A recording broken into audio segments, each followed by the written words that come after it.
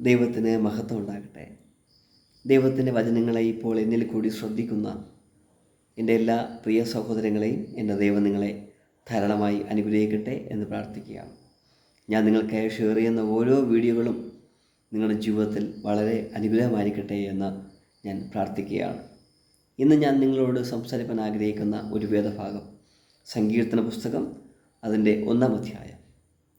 അവിടെ വായിക്കുന്നു: ദുഷ്ടന്മാരുടെ ആലോചന പ്രകാരം നടക്കാതെയും പാപികളുടെ വഴിയിൽ നിൽക്കാതെയും പരിഹാസികളുടെ ഇരിപ്പിടത്തിൽ ഇരിക്കാതെയും യഹോവയുടെ ന്യായപ്രമാണത്തിൽ സന്തോഷിച്ച് ദൈവത്തിൻ്റെ ന്യായപ്രമാണത്തെ രാപ്പകൽ ധ്യാനിക്കുന്നവൻ ഭാഗ്യവാൻ എന്നവിടെ പറഞ്ഞിരിക്കുകയാണ്. ഒരു ദൈവത്തെ വിശ്വസിക്കുന്ന ഒരു വ്യക്തി അല്ലെങ്കിൽ ഒരു ദൈവത്തിൻ്റെ പൈതൽ അവൻ എവിടെ നടക്കരുത്, എവിടെ നിൽക്കരുത്, എവിടെ ഇരിക്കരുതെന്ന് വ്യക്തമായി ദൈവത്തിൻ്റെ വചനം അവിടെ പറഞ്ഞിരിക്കുകയാണ്. ഒന്നാമത്, നമ്മൾ ദുഷ്ടൻ്റെ ആലോചനകൾ ഒരിക്കലും നമ്മുടെ ജീവിതത്തിൽ ഉണ്ടാകാൻ പാടില്ല. എന്ന് വെച്ചാൽ നമ്മുടെ ഹൃദയത്തിനകത്ത് ദുഷ്ടചിന്തകളും ആരെയും വേദനിപ്പിക്കാനോ ആരെയും നശിപ്പിക്കാനോ ആരെയും ഇല്ലാതാക്കുവാനോ നമ്മൾ ആലോചിക്കുന്നുണ്ടെങ്കിൽ, നമ്മൾ ആലോചന കഴിക്കുന്നുണ്ടെങ്കിൽ ഒരിക്കലും അത് നടക്കില്ല. ഒരു ദുഷ്ടൻ എന്ന് പറയുന്നത് മറ്റുള്ള വ്യക്തികൾക്കെതിരായി അവനെ എങ്ങനെ കൊല്ലണം, അവനെ നശിപ്പിക്കണം, അവനെ ഇല്ലാതാക്കണം എന്ന് ചിന്തിക്കുന്നതാണ് ഏറ്റവും വലിയ ദുഷ്ടത്തനം എന്ന് പറയുന്നത്. ഒരു വ്യക്തിയെ അവനെ മോശമായി നമ്മൾ ചിന്തിച്ചാൽ പോലും അതൊരു ദുഷ്ടതയാണെന്ന് നമുക്ക് മനസ്സിലാക്കാൻ സാധിക്കും. ഒരിക്കലും നമുക്ക് ദോഷം ചെയ്യാത്ത ഒരു വ്യക്തിയോട് നീ വെറുതെ വഴക്കിന് പോകരുതെന്ന് സദൃശവാക്യത്തിൽ പറയുകയാണ്. അപ്പോൾ ദുഷ്ടന്മാരുടെ ഒരു ആലോചനകളും ഒരു ദൈവത്തിൻ്റെ പൈതലിൻ്റെ ജീവിതത്തിൽ ഉണ്ടാകാൻ പാടില്ല. നമ്മുടെ നല്ല ആഗ്രഹങ്ങളെ ദൈവം സാധിപ്പിക്കുന്ന ദൈവമാണ്. 21-ാം സങ്കീർത്തനം അവിടെ പറയുന്നു: നിൻ്റെ ഹൃദയത്തിലെ നല്ല ആഗ്രഹങ്ങളെ ഞാൻ നിനക്ക് തരും. ഇപ്പോൾ എന്നെ കേൾക്കുന്ന സഹോദരങ്ങളെ, നാം നല്ലതാണ് ചിന്തിക്കുന്നെങ്കിൽ, നമ്മുടെ ജീവിതത്തിൽ നല്ല ആഗ്രഹങ്ങളുണ്ടെങ്കിൽ ആ ആഗ്രഹങ്ങളെ ദൈവം നിനക്ക് തരുവാൻ തക്കവണ്ണം ഇടയായിത്തീരും. നമ്മൾ ദുഷ്ടത്തരം ചിന്തിക്കുകയും ദുഷ്ടത്തരം പ്രവർത്തിക്കുകയും ദുഷ്ടത്തരം ആലോചിക്കുകയും ചെയ്താൽ എന്തു സംഭവിക്കും? നമ്മുടെ ആലോചനകളൊന്നും നടക്കാതെ വരും. അവിടെ സങ്കീർത്തനം പറയുകയാണ്: ദുഷ്ടന്മാരുടെ ആലോചന നിൻ്റെ ജീവിതത്തിലുണ്ടെങ്കിൽ ഒരിക്കലും അത് നടക്കില്ല എന്ന് ദൈവത്തിൻ്റെ വചനം പറയുകയാണ്. പലപ്പോഴും ഏറ്റവും വലിയ പാപം എന്തെന്ന് ചോദിച്ചാൽ, നമ്മുടെ വാക്കുകളുണ്ട് മറ്റൊരു വ്യക്തിയെ വേദനപ്പെടുത്തുന്നതാണ് ഒന്നാമത്തെ പാപം അല്ലെങ്കിൽ ദുഷ്ടത്തനം എന്ന് പറയുന്നത്. പലപ്പോഴും നമ്മുടെ വാക്കിനെ ദൈവത്തിൻ്റെ വചനം പറയുന്നത് ഉപ്പിനോളം രുചി വരുത്തുന്ന വാക്കുകളായിരിക്കണം നിൻ്റെ വായിൽ നിന്ന് വരേണ്ടത്. പലപ്പോഴും നാം ചില സമയങ്ങളിൽ നാം സംസാരിക്കാനായിട്ട് തുടങ്ങുമ്പോൾ തന്നെ എന്തുമാത്രം അനാവശ്യമായിട്ടുള്ള കാര്യങ്ങൾ നമ്മുടെ വായിൽ നിന്ന് വരുന്നു. ദൈവത്തിനെ സ്തുതിക്കുന്ന വായ കൊണ്ട് പലപ്പോഴും ദൈവത്തെ സ്തുതിക്കുന്ന വായ കൊണ്ട് നമ്മൾ മോശമായിട്ടുള്ള കാര്യങ്ങളെ പറയുന്നു, മോശമുള്ളത് നമ്മൾ ചിന്തിക്കുന്നു. ഇതൊക്കെ നമ്മുടെ ജീവിതത്തിൽ ദുഷ്ടത്തനം ആണ്, ഒരു ദുഷ്പ്രവൃത്തിയാണ്. അതൊന്നും ദൈവം നമ്മളെപ്പറ്റി ആഗ്രഹിക്കുന്നതല്ല. കർത്താവിന് സ്തോത്രം. സദൃശവാക്യം അതിൻ്റെ 1-ന്റെ 15-ാമത്തെ വായിക്കുന്നത്: മകനെ, നീ അവിടെ വഴിക്ക് പോകരുത്, നിൻ്റെ കാൽ അവിടെ പാതയിൽ വയ്ക്കരുത് എന്ന് ദൈവത്തിൻ്റെ വചനം പറഞ്ഞിരിക്കുകയാണ്. ഒരു ദൈവത്തിൻ്റെ പൈതൽ എവിടെ കാല് വയ്ക്കണം, നീ എവിടെ പോകണം എന്ന് തീരുമാനിക്കേണ്ടത് അത് ദൈവമാണ്. ദൈവത്തിൻ്റെ വചനം ഇങ്ങനെ പറയുന്നു: നീ നടക്കേണ്ടുന്ന വഴി ഞാൻ നിനക്ക് ഉപദേശിച്ചു തരും. അപ്പോൾ എവിടെ പോകുമ്പോഴും ദൈവം നിന്നെ സൂക്ഷിക്കുന്ന ഒരു ദൈവമാണ് നമ്മുടെ ദൈവം. നാം എവിടെ പോയാലും ദൈവത്തിൻ്റെ ദൃഷ്ടി നമ്മുടെ മേലുണ്ട് എന്നൊരിക്കലും നാം മറന്നു പോകാൻ പാടില്ല. 139-ാം സങ്കീർത്തനം പറയുകയാണ്: നീ ഇരിക്കുന്നതും എഴുന്നേൽക്കുന്നതും ഞാൻ അറിയുന്നു, നിൻ്റെ നിരൂപണങ്ങളൊക്കെയും ഞാൻ ദൂരത്ത് നിന്ന് ഗ്രഹിക്കുന്നു എന്ന് ദൈവത്തിൻ്റെ വചനം പറയുകയാണ്. നാം നമ്മുടെ മനസ്സിനകത്ത് എന്ത് ചിന്തിക്കുമോ, എന്ത് പ്രവർത്തിക്കുമോ അതൊക്കെയും ദൈവം കണ്ടുകൊണ്ടിരിക്കുക.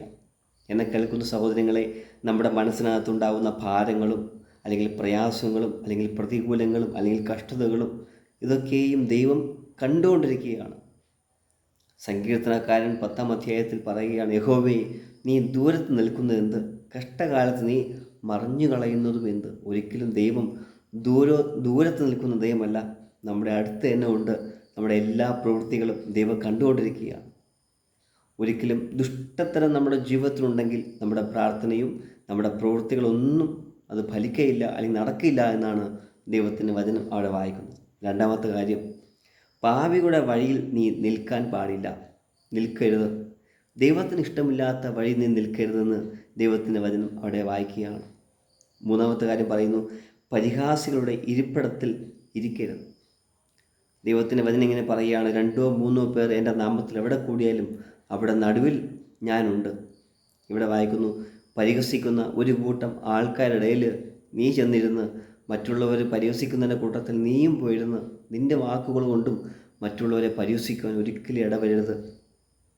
ഒരിക്കലും നമ്മുടെ വായ കൊണ്ട് ഒരിക്കലും മറ്റൊരാളെ പരിഹസിക്കുവാൻ ദൈവം പറഞ്ഞിട്ടില്ല. ദൈവത്തിന് ഇഷ്ടമില്ലാത്ത കാര്യമാണ്. പരിഹാസികളെ ദൈവം വെറുക്കുന്നു. ഒരാൾക്ക് ഒരു വായ കൊണ്ട് പറഞ്ഞൊരു വാക്കിന് എന്തെങ്കിലും ചെറിയൊരു മിസ്റ്റേക്ക് വന്നാൽ, ഒരു വാക്കിന് ഒരു വ്യത്യാസം വന്നാൽ, നമ്മൾ ആ വാക്കിനെ പിടിച്ചുകൊണ്ട് ആ വ്യക്തിയെ വളരെയധികം കളിയാക്കുന്ന അവസ്ഥ നമ്മുടെ ജീവിതത്തിലുണ്ടെങ്കിൽ, എന്നെ കേൾക്കുന്ന സഹോദരങ്ങളെ, അത് മാറ്റിക്കളയണം. നാം ഒരിക്കലും ആരെയും പരിഹസിക്കുന്നവരായിത്തീരും. നമ്മളെ തന്നെ നാം ഓരോ ദിവസവും ശോധന ചെയ്യുന്നവരായിരിക്കണം. ഒരാളെ പരിഹസിക്കാൻ തുടങ്ങുമ്പോൾ, കർത്താവേ ഞാൻ നല്ലവനാണോ? കർത്താവ്, എൻ്റെ ജീവിതത്തിൽ കുറവശങ്ങളുണ്ട്, കുറ്റങ്ങളുണ്ട്, പാപങ്ങളുണ്ട്, ബലഹീനതയുണ്ട്. അതുകൊണ്ട് ഞാൻ ആരെയും പരിഹസിക്കാൻ പാടില്ല, ഞാൻ ആരെയും കുറ്റം പറയാൻ പാടില്ല. നാം ഒന്ന് ചിന്തിക്കണം. വേറൊരു വ്യക്തിയുടെ നേരെ ഒരു വിരൽ ചൂണ്ടിയാൽ ബാക്കി 3 വിരൽ നമ്മുടെ നേരെയാണ്. ഒരിക്കലും നാം മറന്നു പോകാൻ പാടില്ല. പലപ്പോഴും നമ്മൾ മറ്റുള്ളവരെ പരിഹസിക്കുന്നത് കൊണ്ടും നമ്മുടെ ജീവിതത്തിൽ നന്മയ്ക്ക് തടസ്സമുണ്ടാകാം. നീ എന്താ ചെയ്യേണ്ടത്? എന്ത് വന്നാലും ദൈവത്തിൻ്റെ വചനം പറയുകയാണ്, യഹോവയുടെ ന്യായപ്രമാണത്തിൽ സന്തോഷിച്ച് അവൻ്റെ ന്യായപ്രമാണത്തെ രാപ്പകൽ ധ്യാനിക്കുന്നവൻ ഭാഗ്യവാൻ. നമുക്കിനി മറ്റുള്ളവരെ പരിഹസിക്കാനോ മറ്റുള്ളവർക്ക് ദോഷം ചെയ്യാനോ ഒന്നും നമുക്ക് സമയമില്ല. നമുക്കെന്താ സമയം? ദൈവത്തിൻ്റെ ന്യായപ്രമാണത്തെ ധ്യാനിക്കുവാൻ, ദൈവത്തോട് പ്രാർത്ഥിക്കാനുള്ള സമയമാണ്. പലപ്പോഴും നമ്മുടെ മക്കളെയും നമ്മുടെ കുടുംബത്തിൻ്റെയും നന്മയാണ് നാം ആഗ്രഹിക്കേണ്ടത്. അവിടെ നന്മ നമ്മൾ ആഗ്രഹിക്കുന്നുണ്ടെങ്കിൽ കിട്ടുന്ന സമയമൊക്കെയും ദൈവത്തോട് സമയം ചെലവഴിക്കണം. എന്ന് വെച്ചാൽ കിട്ടുന്ന സമയം ദൈവത്തോട് പ്രാർത്ഥിക്കണം. പ്രാർത്ഥിക്കും തോറും നമ്മുടെ ജീവിതത്തിൽ നമ്മുടെ നന്മയ്ക്ക് തടസ്സം നിൽക്കുന്ന എല്ലാ തടസ്സങ്ങളും അത് മാറിപ്പോകാൻ തക്കോടെത്തിരും. നിങ്ങൾക്ക് എത്ര പേർക്ക് വിശ്വാസമുണ്ടെന്ന് എനിക്കറിയില്ല. നമ്മുടെ മക്കൾക്ക് വേണ്ടി, അല്ലെങ്കിൽ നമ്മുടെ ഭർത്താവിന് വേണ്ടി, അല്ലെങ്കിൽ നമ്മുടെ ഭാര്യയ്ക്ക് വേണ്ടി ശക്തമായിട്ട് നമ്മൾ ദൈവത്തോട് പ്രാർത്ഥിക്കുമ്പോൾ അവിടെ ജീവിതത്തിൽ പലവിധമാവുന്ന അനുഗ്രഹങ്ങൾ നിങ്ങളുടെ മുമ്പിൽ വരെ നിങ്ങൾ കാണുവാൻ തക്കൊണ്ട് ഇടയായിത്തീരും. നന്മയും കരുണയും എൻ്റെ ആയുഷ്കാലമൊക്കെയും എന്നെ പിന്തുടരും. പ്രാർത്ഥിക്കുന്ന ഒരു ദൈവത്തിൻ്റെ പൈതൻ്റെ ജീവിതത്തിൽ നന്മയുണ്ടാകും, ദൈവത്തിൻ്റെ കരുണയുണ്ടാകും. അതെങ്ങനെയാണ് വരുന്നത്? അവിടെ വായിക്കുന്നു, യഹോവയുടെ ന്യായപ്രമാണത്തിൽ നീ സന്തോഷിച്ച് അവൻ്റെ ന്യായപ്രമാണത്തെ രാപ്പകൽ ധ്യാനിക്കുന്നവൻ ഭാഗ്യവാൻ. അങ്ങനെയുള്ളൊരു വ്യക്തിയാണ് അവിടെ പറഞ്ഞിരിക്കുന്നത്. അവൻ ആറ്റരികത്ത് നട്ടിരിക്കുന്നതും തക്ക കാലത്ത് ഫലം കായ്ക്കുന്നതും ഇല വാടാത്തതുമായ വൃക്ഷം പോലെ ഇരിക്കും.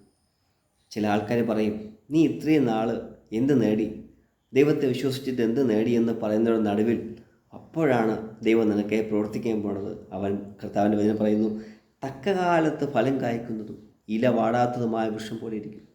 ഇത്രയും നാളും നിനക്ക് നന്മയൊന്നും വന്നില്ലെങ്കിലും, ഇത്രയും നാൾ പ്രതികൂലം മാത്രമാണ്, നന്മയൊന്നുമില്ലെങ്കിലും, എന്നെ കേൾക്കും സഹോദരങ്ങളെ, ഇനി മുതൽ ദൈവം നിങ്ങളെ അനുഗ്രഹിക്കാനുള്ള സമയമാണെന്ന് ഞാൻ പറയുകയാണ്.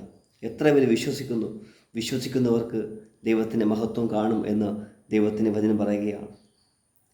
ദൈവത്തിൻ്റെ സന്നിധിയിൽ ദൈവത്തോട് പ്രാർത്ഥിച്ച് ദൈവത്തിൻ്റെ ന്യായപ്രമാണത്തെ അനുസരിക്കുന്നൊരു വ്യക്തിയെ ഒരിക്കലും ദൈവം തള്ളിക്കളയില്ല, ഉപേക്ഷിക്കുകയില്ല എന്ന് ദൈവത്തിൻ്റെ വചനം പറയുകയാണ്. അതുകൊണ്ട് നിങ്ങൾക്ക് പ്രാർത്ഥന കുറവാണെങ്കിൽ, സകല നന്മകൾക്ക് തടസ്സമാണെങ്കിൽ, ഇന്നു മുതൽ പ്രാർത്ഥിക്കാൻ തുടങ്ങിക്കോളൂ.